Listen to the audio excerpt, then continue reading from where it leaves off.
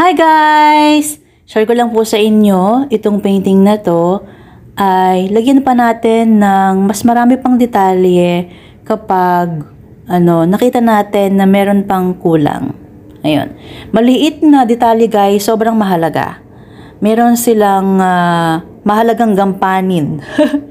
Kaya guys, wag natin kakaligtaan na dapat meron tayong paintbrush na maliit at matulis yung dulo para malagyan natin ng iba pang detalye yung ating painting.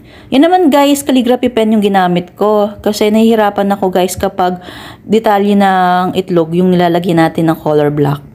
Ayun, nilagyan ko lang ng parang isang itlog na naligaw. Kasi 'di ba meron tayong isang ibon na black and white. So nilagyan ko ng isang itlog na nasalit na ganon din, na may batik-batik na black. Ayun.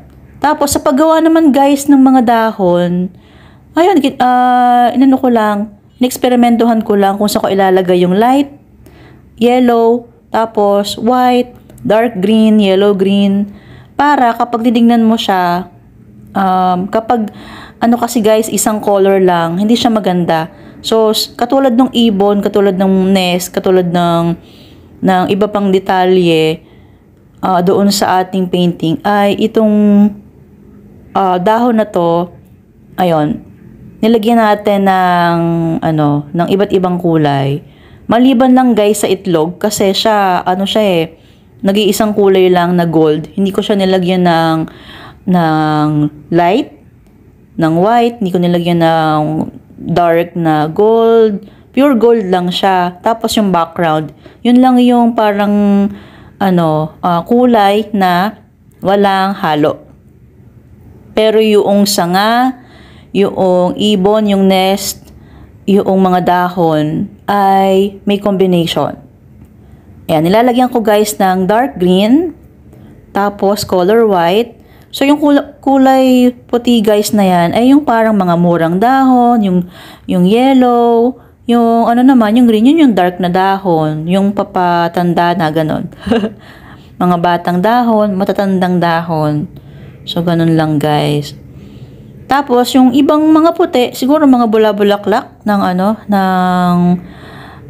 ng detalye na yan. Ayun, tapos naglagay ako ng maliliit na puti at para siyang bula-bulaklak guys. Ayun, nilagyan ko lang ng calligraphy pen para mabilis iguhit.